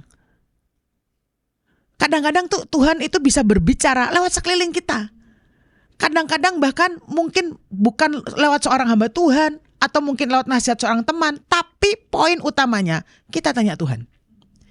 Nah, kalau tanya Tuhan ternyata salah, Bu, bagaimana? Loh, saudara tidak usah panik. Yang penting selama engkau mau menyenangkan dan nurut Tuhan. Firman-Nya berkata, kutuk bisa jadi berkat. Selesai. Kalau ternyata keputusan yang kita ini ambil adalah salah, tapi kan engkau sudah serahkan kepada Tuhan. Dia sutradara bisa merubah cara bagaimanapun itu. Sampai akhirnya kita tetap jalan di tracknya Tuhan. Saudara, saya tuh diajarin doa sederhana, saudara. Kalau tidak semua orang itu peka, ya toh, tidak semua orang sudah belajar mendengar suara Tuhan. Nah, tapi kalaupun kita tidak peka, mungkin engkau belum bisa mendengar suara Tuhan. Tapi kan kita itu punya Tuhan yang selalu mendengar doa kita. Doa sederhana. Tuhan, kalau ini adalah kehendak dan rencanamu, engkau biar buka semua pintu kesempatan. Semuanya lancar. Tapi kalau bukan daripadamu Tuhan, tutup semua pintu. Jangan sampai aku ini melangkah di jalan yang salah. Bisa berdoa seperti itu? Bisa. Kalaupun aku tidak mengerti atau menangkap yang daripadamu Tuhan, rekayasa sekelilingku, supaya yang terjadi aku tetap berjalan sesuai rencanamu. Kita bisa minta, saudara. Sederhana sebetulnya. Kekristenan dan pengenalan kita akan Tuhan tidak rumit, sederhana. Yaitu dari mana? Hati yang percaya tadi. Tapi minimal seperti dikatakan, kalau sampai tidak punya waktu, ngomong, Tuhan, apa yang aku harus lakukan? Setelah itu ngalir. Nanti dia akan memberitahukan kepadamu lewat banyak hal. Jangan batasi Tuhan. Ya, jangan membatasi Tuhan. Dia bisa berbicara lewat apa saja. Kadang-kadang bahkan lewat buku yang kita baca. Saudara, saya itu pernah, sering kali kalau saya sedang galau. Kalau saya beli kopi, kadang-kadang tuh ya, saya lupa tuh janji jiwa atau apa. Atau Starbucks, kadang-kadang ada kata-kata, kok lagi pas. Bahkan saat saya dalam pergumulan, lalu tiba-tiba saat saya memegang handphone, kan kalau dengar YouTube itu kan, kalau enggak premium itu kan suka ada iklan, saudara ya. Saat kita menyembah Tuhan, haleluya, Shopee COD gitu biasanya ya. Tapi kali itu iklan Shopee-nya aneh. Begitu saya bunyi ting, itu kan ada notis dari Shopee, tiba-tiba gini, yang kuat ya kak. Itu menguatkan itu. Sepertinya sederhana, tetapi Tuhan tahu hal sepele dia perhatikan. Meskipun sepertinya lewat hal-hal tidak ada guna. Tuhan itu pencipta langit dan bumi, dia bisa melakukan apa saja. Hanya seringkali kita yang tidak mau mendengar. Kita yang tidak bisa melihat. Kenapa? Karena kita pikiran ruwet. Kita pikir kalau Tuhan itu berfirman, maka akan ada kilat sabung menyabung di langit, hujan badai angin, lalu ada sebuah suara, hai anakku yang kukasih. Gitu kan pikiran kita, saudara, betul enggak? Bukan, engkau sedang membatasi Tuhan. Dia Tuhan di atas segala Tuhan. Ngomong lewat apa saja bisa, enggak masalah. Sesederhana itu. Jadi kau cuma perlu Tuhan, apa yang aku harus lakukan? Dah, sisanya ngalir dengan Tuhan. Nah, tapi untuk bisa begitu, engkau harus latihan. Ya, sekarang bayangkan saudara tidak pernah latihan. Saudara, bayi itu pasti latihan. Dari makanan yang paling dari susu, lalu tiba-tiba makanan lembek, tidak bisa langsung dari bayi makan sate kambing. Kata bahasa Jerman keloloten, nggak bisa. Ada proses yang berjalan. Hidup dengan Tuhan berproses. Ya, semoga jawaban saya cukup membantu dan bisa dimengerti. Ya. Jadi udah ada triknya tuh tadi. Ya harus yang kan judulnya juga udah sederhana dan tenang. Jadi sebenarnya harus sederhana gitu. Sederhana, ya. betul. Kadang-kala kan suka dibawa rumit kehidupan. Oke nih, ada masuk lagi pertanyaan ini. Ternyata sederhana membawa kemenangan. Bagaimana untuk dapat memelihara agar tetap tenang? Kalau bukan Tuhan nggak bisa. Ada lagunya, hanya dekat. Coba saudara. Allahku, rasa tenang hatiku. Hari ini banyak orang bukan dekat Allah, hanya dekat duitku, rasa tenang hatiku, betul enggak? Ya kan? Itu kenyataan. Tapi kalau engkau punya pengenalan akan Tuhan, saudara akan tenang otomatis. Dia Allah yang tenang, bukan Allah yang gerusak-gerusu, saudara. Tapi hari ini, kalau engkau tidak belajar mengenal Tuhan dan Allahmu, saudara mau tenang gimana, saudara? Kalau engkau tidak belajar, hari-hari ke depan ini loh, Ya toh, semua orang bilang ini resesi, cari pekerjaan sulit, mau apapun sulit. Tapi kalau dengan Tuhan, kita akan dipelihara.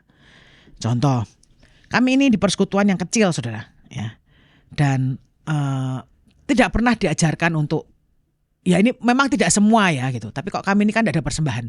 Persembahan itu cuma ditaruh di kotak belakang aja. Gitu. Mau ngasih situ, enggak ngasih tidak apa-apa. Saudara, sebetulnya namanya persekutuan, kebaktian, lawatan butuh biaya. Tapi percayalah sampai hari ini kami tidak pernah kekurangan.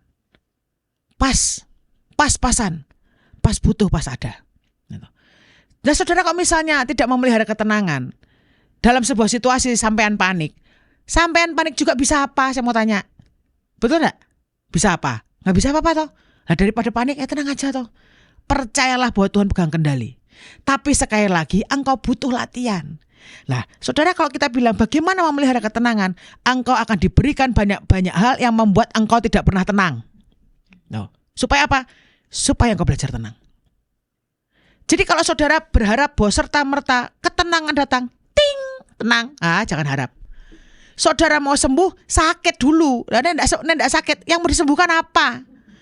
Saudara butuh tenang, engkau akan diperhadapkan begitu banyak situasi, macam-macam yang membuat engkau tidak tenang. Nah, disitulah engkau harus belajar tenang. Makanya kalau bertemu dengan hal-hal yang menggelisahkan, duduk diam di kaki Tuhan. Tanya, Tuhan, kok izinkan terjadi seperti ini? Apa yang aku harus lakukan? Nanti Roh Kudus akan pimpin. Sederhana. Itu. Ya, bentar. Jadi harus dekat dengan Tuhan juga intinya ya. Tidak, karena gini, kalau buat saya nggak punya cara lain. Hari-hari ini saudara mau dekat dengan siapa? Ya, benar. Mau minta tolong manusia. Mereka masing-masing punya masalah kok. Orang tua, kakak, adik, saudara, percayalah.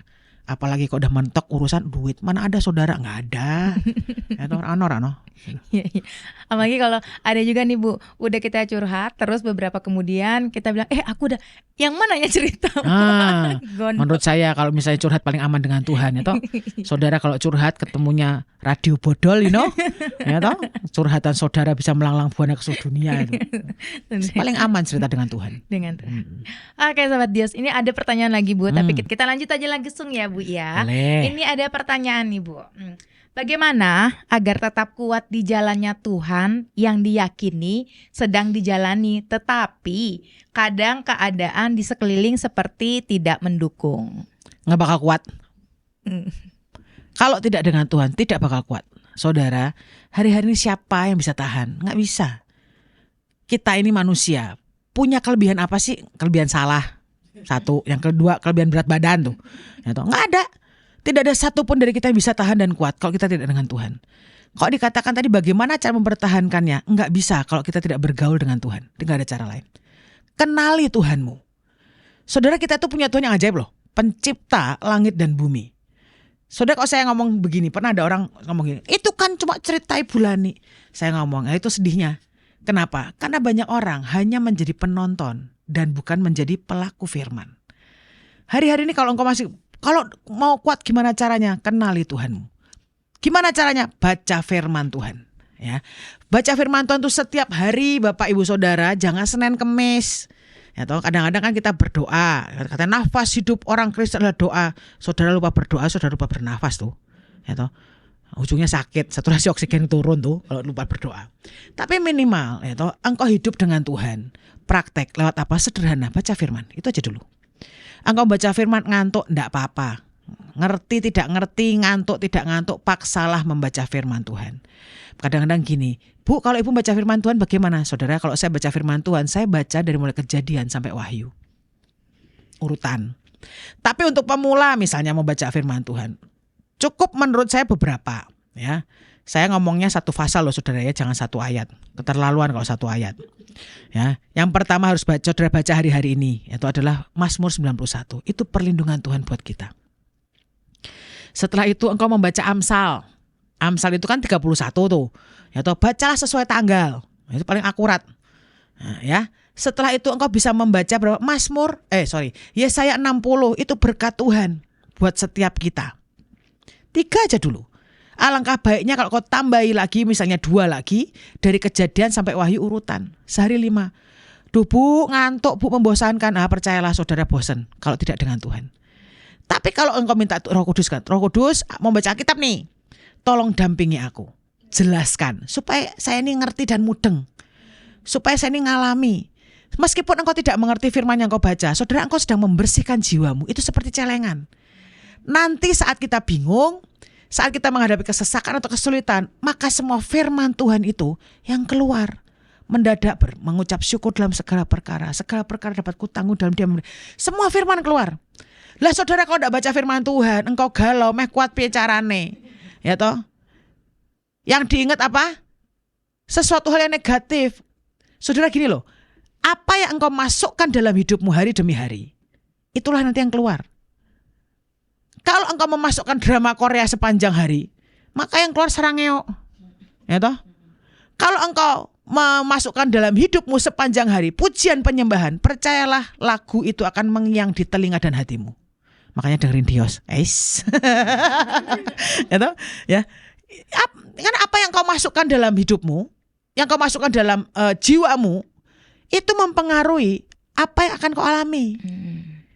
Itu loh. Jadi kalau misalnya mau kuat, enggak bisa kalau tidak dengan Tuhan. Kalau tanya kepada saya cuma punya jawaban satu, Tuhan. Saya enggak punya cara lain.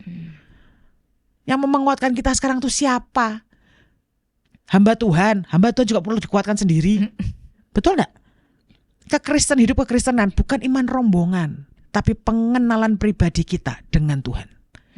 Dan itu harus bisa dilewati lewat menjadi pelaku firman. Engkau ngerti firman, lakukan.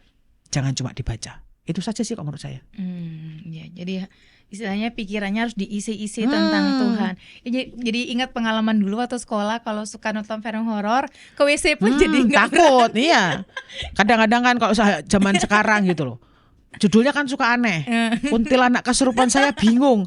Itu siapa mempengaruhi siapa, tidak jelas maksudnya. Kalau saudara masukkan dalam hidupmu, engkau akan ketakutan.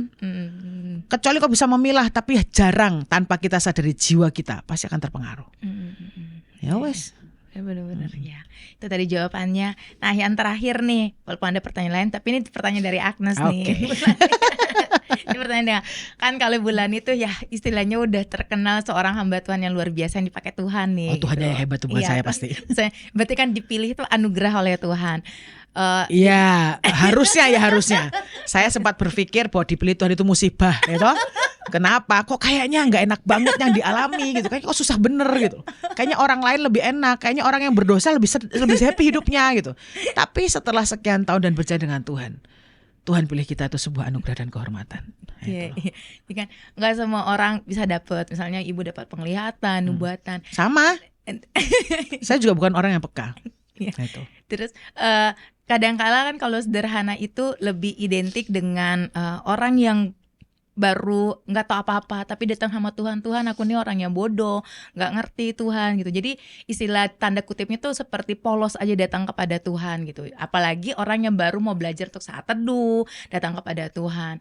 Nah, dari Ibu Lani sendiri nih, kan istilahnya level kerohaniannya kan pasti lebih tinggi lah istilahnya. Nah, belum tentu tahu dari mana. Ayo. Kan dari waduh, ini yang nanya Agnes, tapi Agnes yang dibalik tanya. Iya, karena menurut saya gini loh. Kita jalan dengan Tuhan ya. Mau levelnya tinggi nggak tinggi itu kan berdasarkan pengenalan kita akan Tuhan. Ya nggak sih? Kalau tadi dikatakan lalu bagaimana caranya, seperti apa? Menurut saya sih gini loh. Kalau kita ketemu masalah apapun itu, jangan marah dulu dengan Tuhan. Seringkali itu kita tanpa kita sadari kita curiga dengan Tuhan. Ya toh. Sebetulnya masalah Tuhan izinkan terjadi untuk kita alami, itu membuat kita belajar. Kan membaca tuh buah roh, penguasaan diri segala macam, itu harus berkembang. Perjalanan kita dengan Tuhan bukan cuma mujizat 5 roti 2 ikan. Kalau kita membaca seluruh Alkitab atau perjalanan dengan Yesus, isinya salib, pikul salib, dirajam batu, diludahi, betul enggak? Lah hari-hari ini kalau saudara merasa terzolimi, ngucap syukur. Itulah waktunya engkau belajar kerendahan hati. Masanya engkau belajar yang namanya penguasaan diri. Itu di setiap kehidupan kita. Makanya seringkali kok bisa ngucap syukur dalam segala perkara. Harus bisa. Kenapa? Sebab kalau kita tidak bertemu dengan masalah, kita tidak pernah bisa mengerti kondisi kerohanian kita, cinta kita kepada Tuhan. Tahu dari mana? Nggak ada tesnya. Masalah itu testing. Bisakah kita tetap bergantung kepada Tuhan? Bisakah kita tetap berharap meskipun tidak ada hal yang kita bisa berharap? Bisakah kita berani sampai seperti Sadrah, Mesah, dan Abednego? Sekalipun Tuhan tidak menolong aku tetap tidak akan nyangkal Tuhan. Nanti ada yang tanya, Sadrah, Mesah, Abednego itu siapa, Bu? Baca kitab. Gitu. Nanti kalau saya jawab tukang bubur depan. Betul gak? Engkau akan mengerti banyak cerita. Saudara, belajar dari firman Tuhan. Simpson, kejatuhannya apa? Karena keinginannya. Hati-hati. Di firman Tuhan itu memberikan contoh begitu banyak yang kita bisa belajar. Makanya kau perlu baca firman Tuhan. Supaya ngerti, oh, Simpson ini ternyata terjebak dengan keinginannya. Sehingga dari naksir Allah, sampai akhirnya mati konyol. Buta, mati rombongan, di sebuah gedung. Jadi apa? Jadi pelawak. Bayangkan, naksir Allah dan berakhir jadi pelawak. Itu kan tidak selesai. Itu loh. Tapi kalau mau menyelesaikan destiny sempurna, siapa? Yesus. Tapi lewat apa? Disalib. Saudara, banyak dari kita mau 5 roti 2 ikan. Jalan di atas air. Jangan lupa disalib. Mau mujizatnya, enggak mau salibnya, enggak bisa. Itu paketan. Tapi saat kita salibkan yang daging tadi, yang tadinya pemarah, engkau harus belajar bagaimana caranya supaya enggak marah. Saya sejujurnya saya ini orang yang pemarah sebenarnya. Dulu sebelum diubah Tuhan, saya ini idealis, perfeksionis, tidak boleh ada yang salah pokoknya. Begitu salah ngamuk saya. Tapi setiap kali saat Tuhan ajar, dia preteli semua kesombongan, semua keinginan. Saya sampai merasa bahwa saya tidak bisa apa-apa. Sampai setiap kali mau marah saya ngomong, Tuhan tolong, bagaimana caranya supaya aku tidak marah. Entah saya nyanyi, tapi saya ternyata punya sebuah anugerah dan karunia. Saudara, saya kalau marah, saya tinggal tidur. Itu yang tidak banyak orang bisa. Saudara kalau marah kan mau pukulin orang. Nah bedanya saya, kalau saya marah saya tidur. Tuhan, aku mau tidur. Supaya setelah tidur minimal tenang. Itu kalau saya loh ya. Makanya saudara kalau tidak bisa begitu, mintalah anugerah Tuhan. Buatlah saya ini ngantuk kalau saya marah. Supaya tidak berkelanjutan dan berbuat dosa. Nah, tapi Tuhan kita boleh minta, boleh. Dia punya 1001 macam. Jadi bukan Tuhan yang kaku kok. Hal-hal sepele itu dia perhatikan. Makanya sekali lagi, tingkat rohani tinggi, itu urusannya Tuhan. Bagian kita ini seorang hamba. Belajar. Karena pada akhirnya yang bertahan sampai akhir dengan kita berkarakter. Nah kalau bukan Tuhan yang memasukkan karakternya dalam hidup kita, Lani ini menjadi seorang yang marah. Nggak ada bagus-bagusnya pokoknya. Tidak indah. Boro-boro sabar, semua buah roh tidak berkembang, tidak berbuah, bantet, semuanya udah rontok. Kalau kita tidak mengandalkan Tuhan, tidak bisa. Makanya lewat kehidupan kita hari-hari, sertakan Tuhan di hidupmu untuk kita belajar supaya manusia roh kita membesar, buah-buah roh kita jadi praktek. Makanya gini, pertama kali saat kita jadi Kristen enak, minta dikasih. Tapi makin lama kok tambah susah ya. Butuh kedewasaan untuk bisa mengenal Tuhan. Itu proses lah.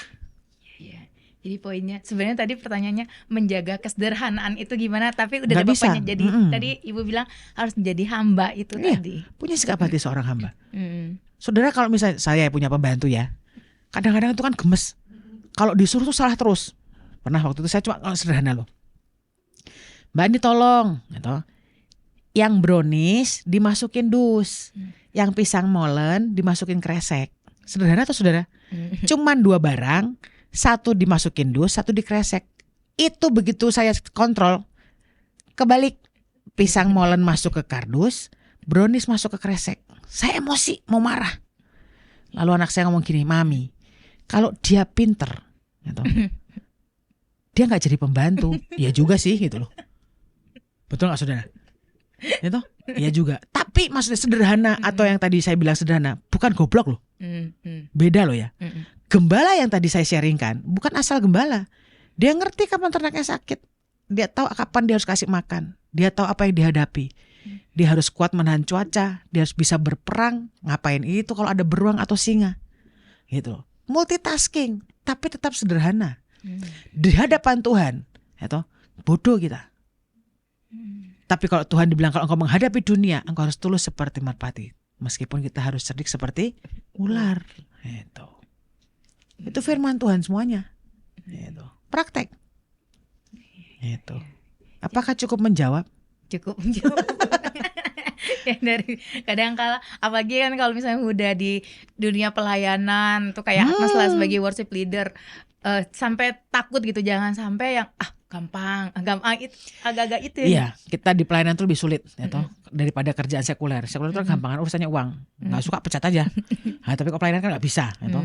Ada kasih karunia dan kesabaran, ya toh, yang tadi yang Tuhan berikan.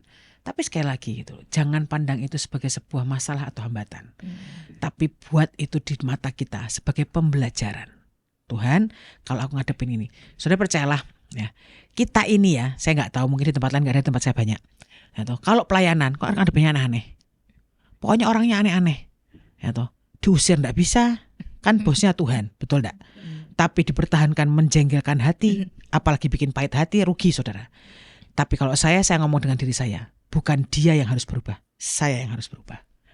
Dan harus bisa menang lewat orang yang sifatnya antik-antik tadi, sehingga tidak ada perpecahan. Kenapa? Kan dua, manusia menajamkan manusia. Saudara, engkau pilih, engkau mau menjadi lebih tajam atau engkau yang jadi bahan untuk menajamkan. Saudara, kalau pisau sama asahan, itu yang habis asahannya tuh. Betul enggak? Pilihan, kalau saya enggak mau. Saya mau jadi tajam Tuhan. Itu loh. Belajar, kalau enggak apa? Enggak maju-maju mau sampai kapan? Itu kenal Tuhan 10, 20, 30 tahun karakter gitu enggak berubah. Itu malah jadi batu sandungan. Engkau tidak mencerminkan Yesus dalam hidupmu. Enggak bisa. Ayo belajar. Itu loh. Jadi kehidupan pelayanan juga harus belajar.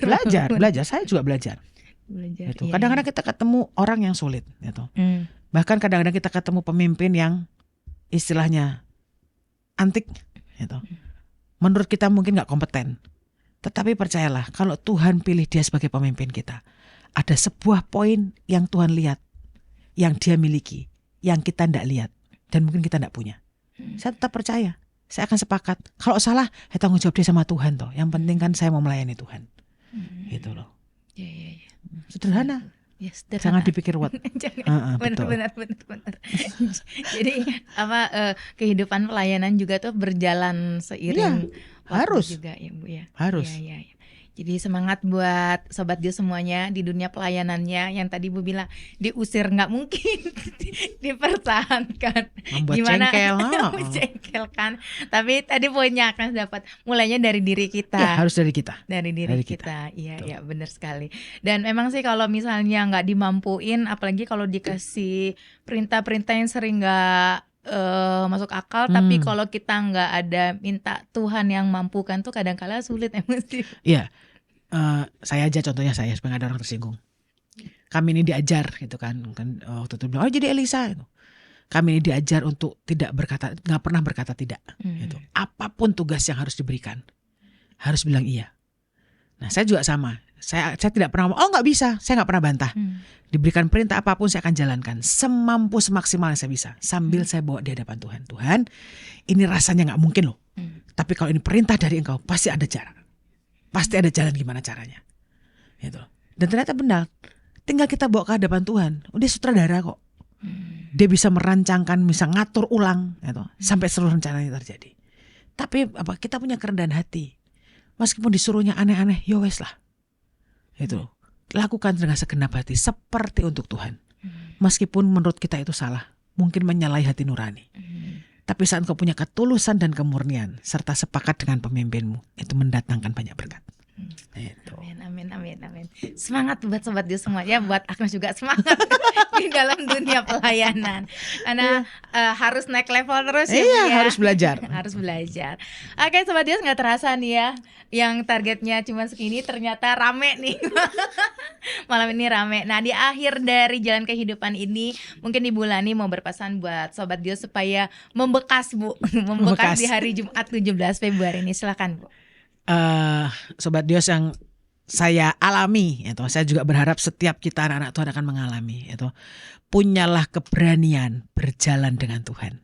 Nah, orang Kristen itu banyak yang tidak berani. Kenapa? Kalau baca firman Tuhan ceritanya serem, bukan. Engkau kan bilang mujizat seperti tadi lagu terakhir toh. Engkau pembuat mujizat sejati. Tapi percayalah, mujizat akan terjadi saat ada kemustahilan yang begitu banyak di depan mata. butuh keberanian untuk berjalan dengan Tuhan. Tapi satu lagi, Tuhan punya kasih karunia yang cukup buat kita. Dimampukan untuk bisa berani berjalan dengan Tuhan. Ya, yang pertama. Yang kedua, jangan lupa membaca firman Tuhan. Ya, hidup mati dikuasai oleh lidah, tapi biar lidah kita memperkatakan firman, karena itu adalah sumber kehidupan kita. Kenali Allahmu. Ya, jangan cuma mendengar kata orang, alami. Buktikan bahwa Dia adalah Tuhan yang hidup buat hidup kita. Saya pikir itu saja. Kalau kita bisa mengenal Tuhan, kita bisa praktek, engkau berani berjalan dengan Tuhan. Nanti yang tenang, yang sederhana, yang kuat, yang tekun akan mengikuti otomatis. Itu. Lewat apapun yang kita hadapi, biar seluruh kehendak dan rencana Tuhan itu jadi dalam hidup kita. Itu saja saya pikir. Ya, amin, luar biasa. Baiklah Sobat Dios, terima kasih nih atas semua Sobat Dios yang udah join atau bergabung mendengarkan Jalan Kehidupan pada sore malam hari ini. Biarlah apa yang udah disampaikan dari Ibu Lani memberkati kita, menguatkan iman kita. Amin. Dan terlebih dari itu, biar kita semakin luar biasa dalam Tuhan. Amin, ya Bu amin. ya. Ibu Lani terima kasih, jangan bosan untuk datang lagi. Yeah. Tadi di break pas lagu ada satu bahasan dan menarik. Jadi itu kayaknya seru kalau dibahas juga. Wah, Sobat Dios pasti ada yang kepo ya. Tapi itu sangat seru juga sih kalau menurut Agnes juga ya, karena diperlukan juga sih Bu sebenarnya akhir-akhir ini di zaman-zaman ini juga. Kalau gitu Sobat Dios, Agnes pamit undur diri dari Jalan Kehidupan bersama dengan Ibu Lani pada malam hari ini. Tuhan Yesus memberkati dan shalom.